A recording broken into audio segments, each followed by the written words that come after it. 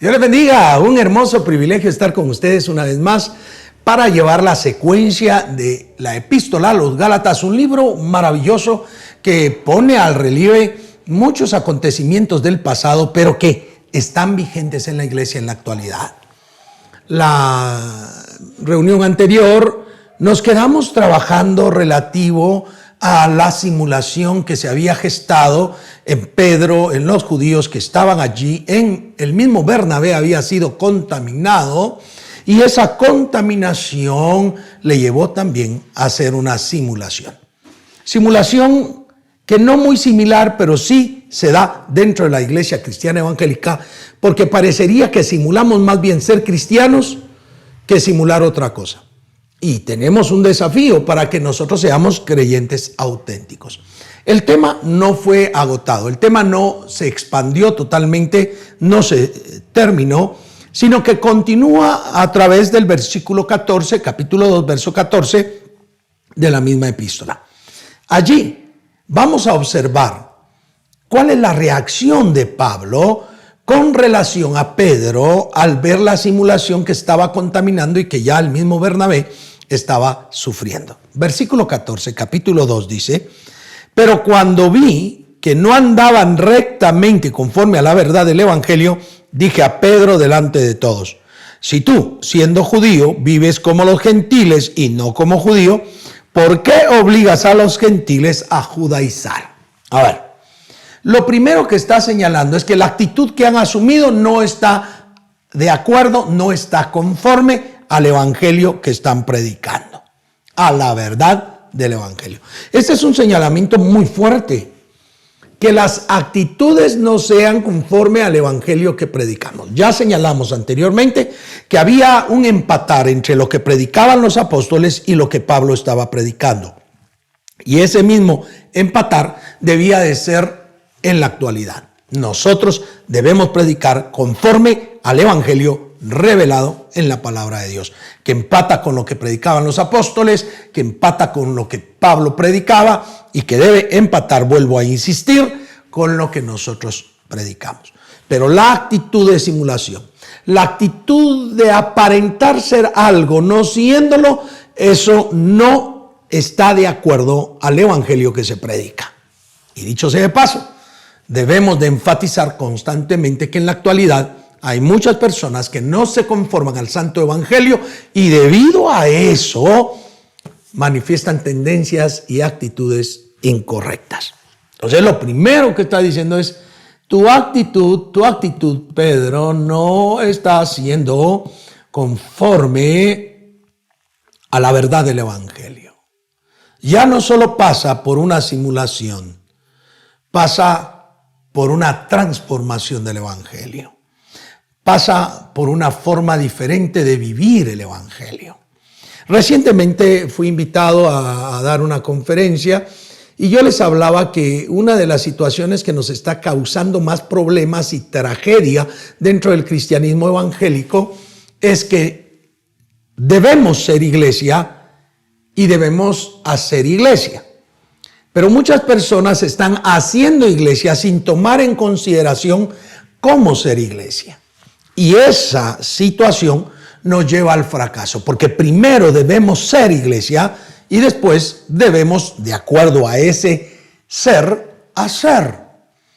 Y ese es un problema, porque las manifestaciones eclesiásticas se están llenando de doctrinas falsas y no solo doctrinas, sino se convierte en una realidad el ejemplificar el cómo actuar. Porque muchos dicen y no hacen, y otros no dicen pero hacen, y entonces esto que hacen se convierte en una verdad. Pedro entonces será llamado a la atención por Pablo y le está sintiendo que esa actitud no es de acuerdo a la verdad del evangelio. Y entonces dice allí: le dije a Pedro delante de todos.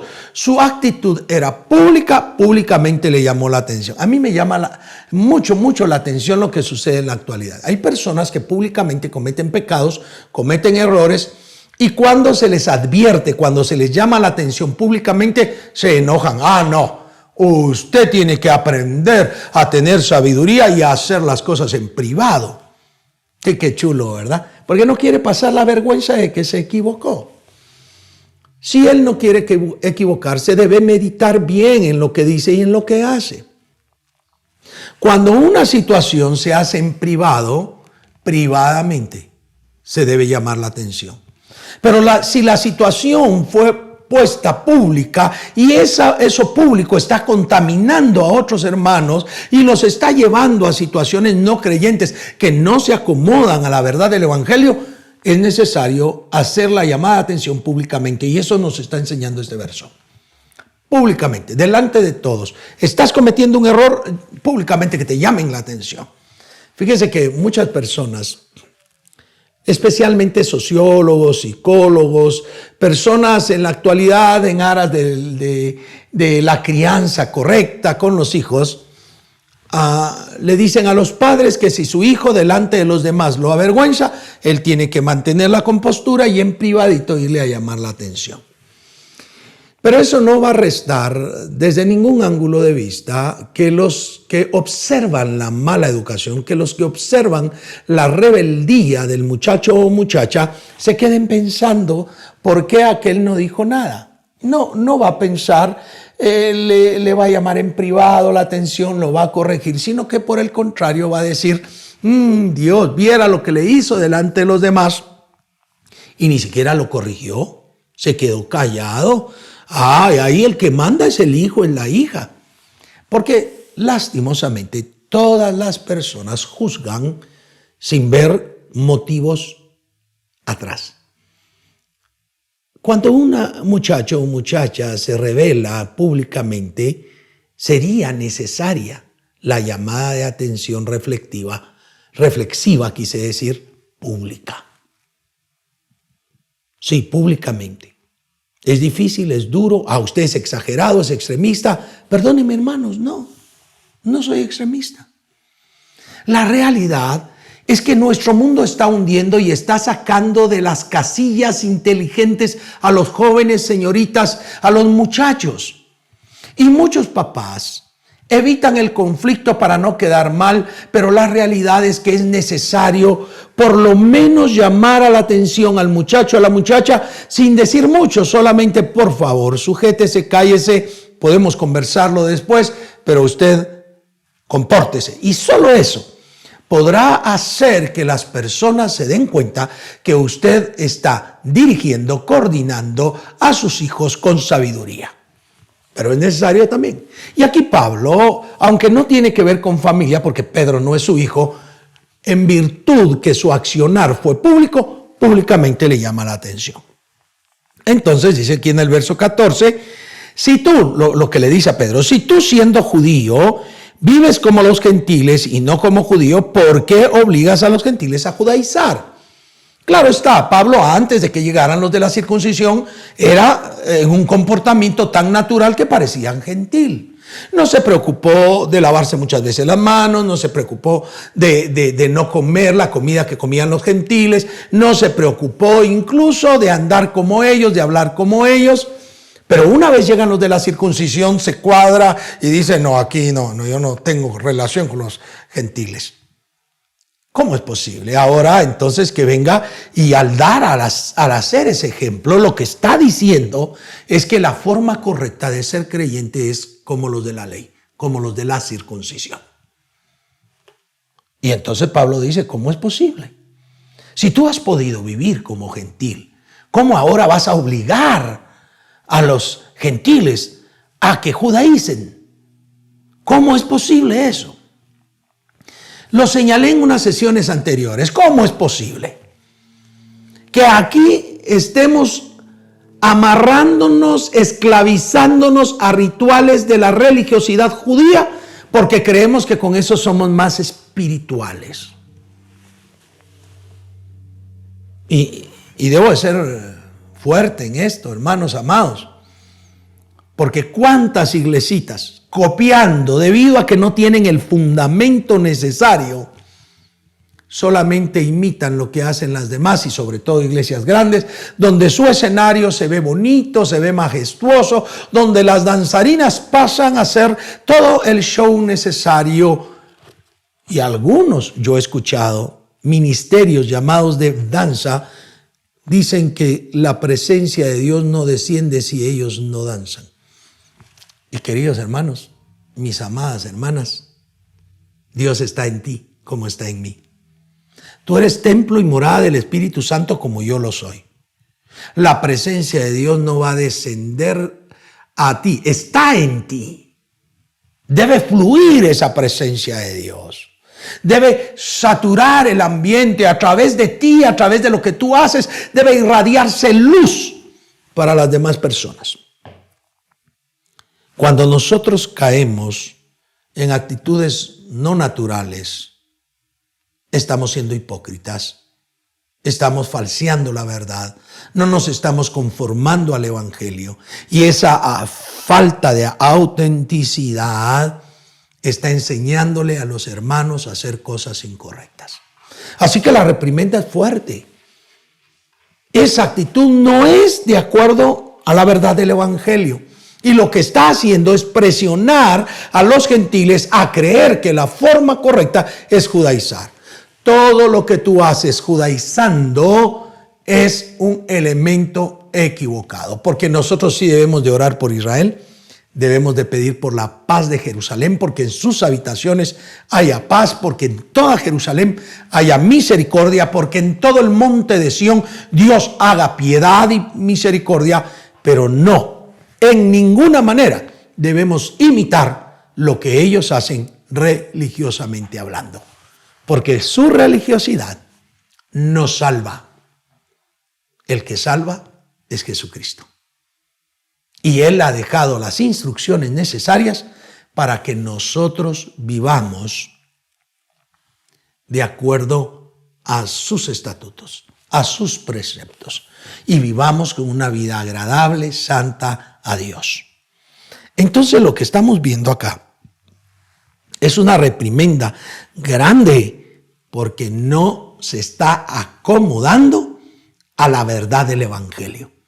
Está viviendo un evangelio diferente. Y por eso es que Pablo inicia la epístola presionando a los Gálatas, la sorpresa que le causa que dejen el verdadero evangelio inmediatamente. ¿Y quién fue el que los cautivó? Y por eso señala, a Pedro mismo lo estaba cautivando, una situación diferente, pero yo le llamé a la atención porque era de reprochar esa actitud, porque no estaba conforme a la actitud del Evangelio. Y dicho sea de paso, si cada vez que nosotros tomamos decisiones, toda vez que nosotros actuamos, deberíamos de preguntarnos si esa actitud, ese comportamiento tiene relación, se basa, está conforme a la realidad del Evangelio de nuestro Señor Jesucristo, a la verdad del Evangelio revelado. Y entonces, noten ustedes, verso 15, nosotros judíos de nacimiento y no pecadores de entre los gentiles, claro, porque ellos guardaban una línea de santidad, hacer la ley implicaba santidad, pero el que hacía la ley tenía que guardar todos los estatutos de la ley, sabiendo que el hombre no es justificado por las obras de la ley, sino por la fe en Jesucristo, nosotros también hemos creído en Jesucristo. Judíos. Y le está diciendo, nosotros los judíos, que nacimos sin ser pecadores entre los gentiles, que vivimos una vida de conocimiento que las obras de la ley no justifican al individuo. ¡Qué fuerte eso! Las obras de la ley no justifican al individuo. ¡Qué fuerte! Ninguna obra, perdóname por lo que te voy a decir, pero muchos lo han hecho. Viajan a Israel y se van a rebautizar en el río Jordán. No, señores y señoras. No, amigos y amigas. El bautismo, como quieras llamarlo, que se realiza es para recordar a Jesucristo la ordenanza de identificarse como un discípulo de Él, pero además de un compromiso de andar en una vida nueva. Y una vez lo hiciste, Eso vale. Y una vez lo hiciste, ya no necesitas volver a hacerlo, porque no son las aguas del Jordán las que te permiten dar testimonio, sino todos deberíamos de viajar y estaríamos condenados quienes no lo hiciéramos. No.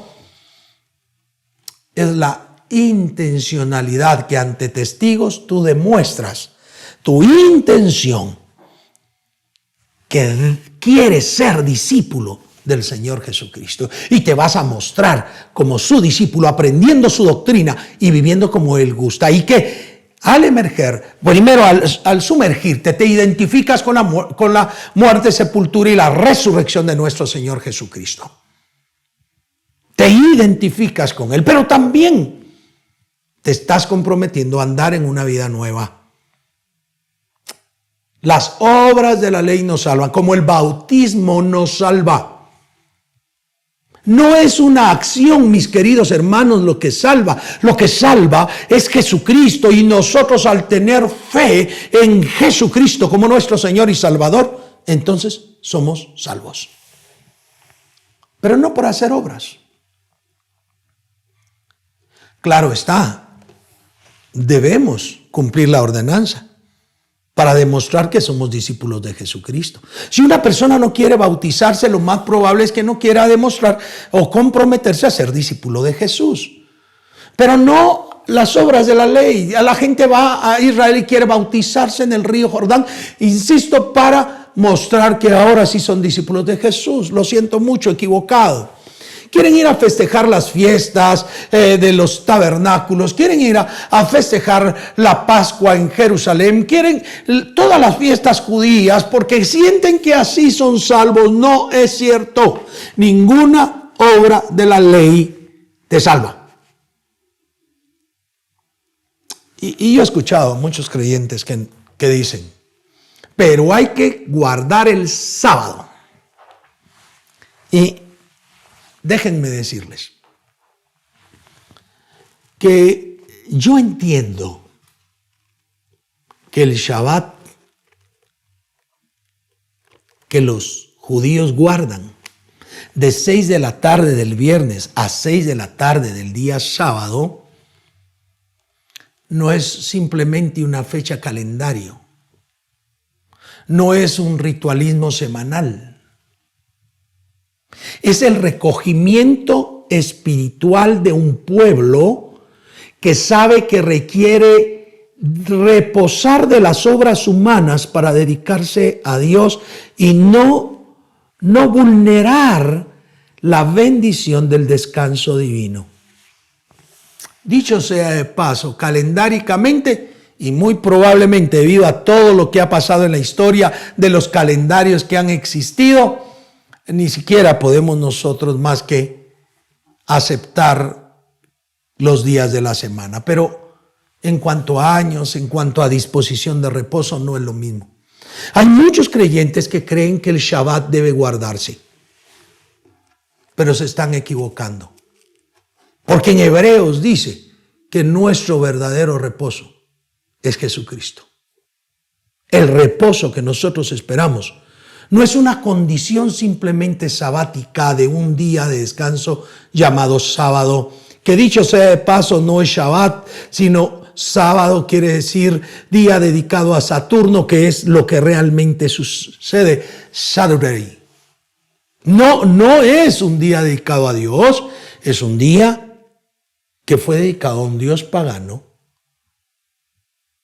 Y los judíos, porque ellos sí llevan su recuento de días, es otra cosa.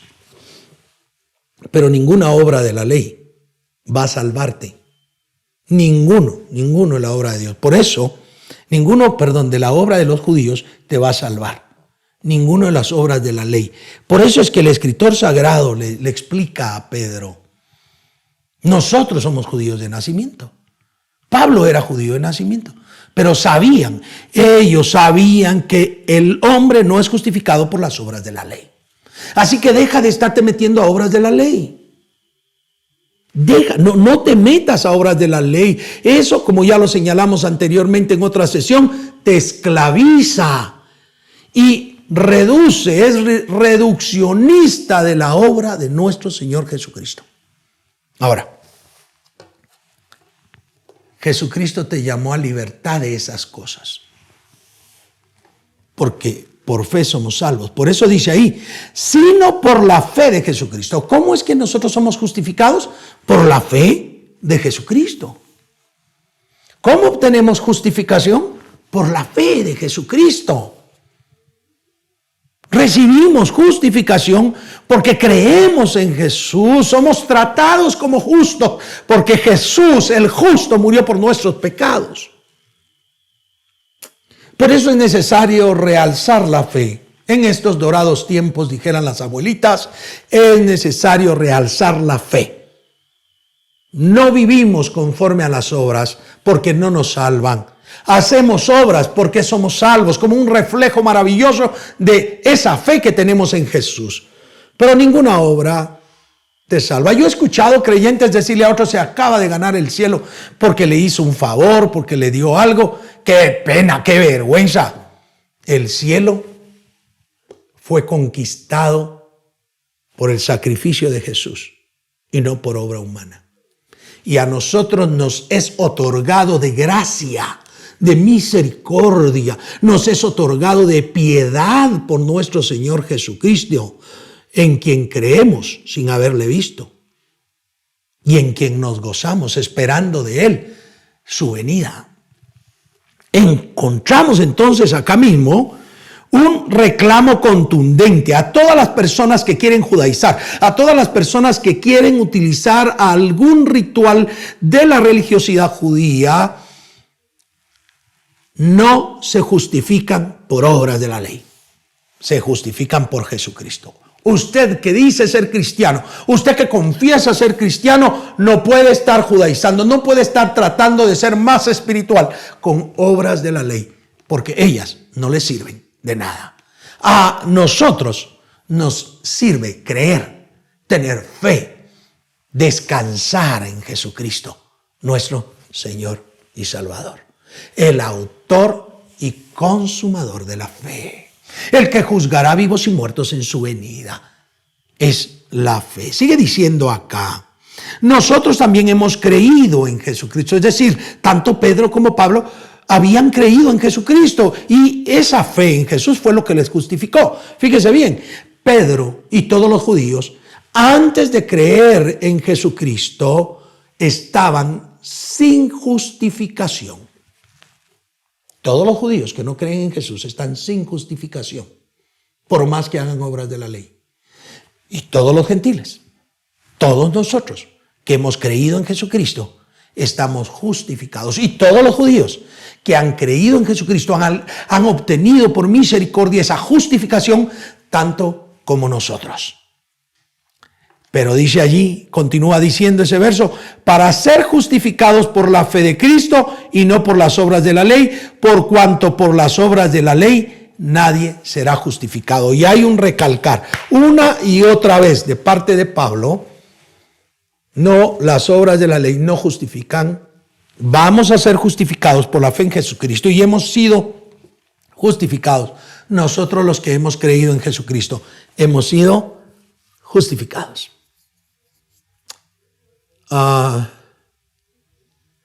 Dentro del tiempo que llevo de bregar como cristiano evangélico, he visto muchas cosas que tienden a la judaización.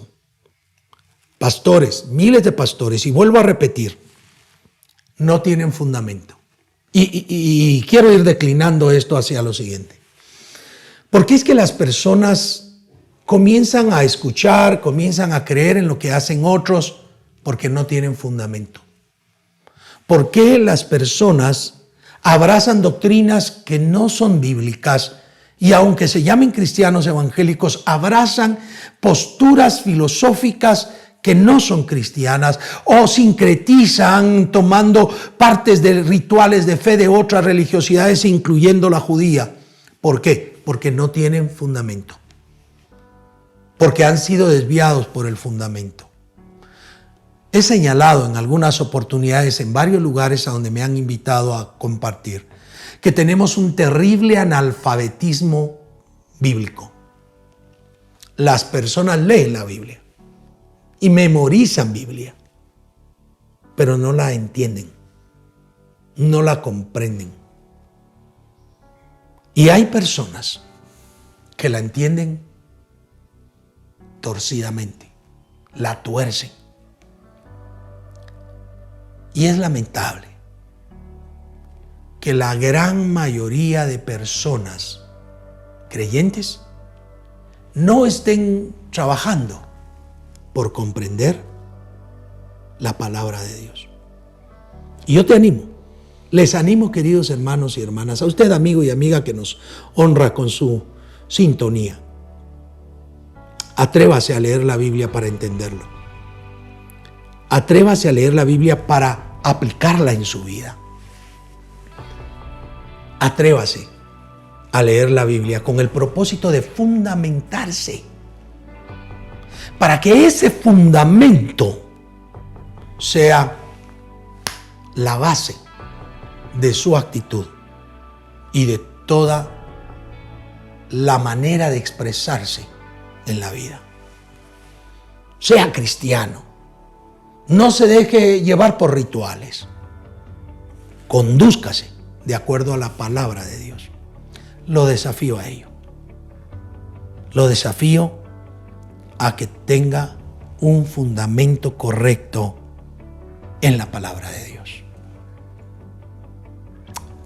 Le invito a orar conmigo. Padre bendito, gracias por tu amor, tu misericordia y tu fidelidad. Necesitamos una iglesia cristiana que verdaderamente muestre ser cristiana, que verdaderamente manifestemos, Señor, tener por fundamento tu palabra, el andar rectamente de acuerdo al Evangelio. Y que no creamos, Señor, a posturas que no se basan a la verdad del Evangelio. Ayúdanos, te lo suplico en el nombre poderoso de Jesús. Amén y amén. Bien, ha sido un hermoso privilegio y entonces les invito para que juntos demos un testimonio real. Si unimos las dos últimas sesiones, hablaremos de no vivir una apariencia, de no estar simulando ser cristianos, sino debemos de ser cristianos verdaderos. Y por supuesto, ese cristiano verdadero surge por la utilización correcta del fundamento que está en Jesucristo. En una vida de fe, en una vida de vivir de fe en fe y de victoria en victoria. Ha sido un hermoso privilegio. Dios les bendiga, Dios les guarde. Hasta la próxima.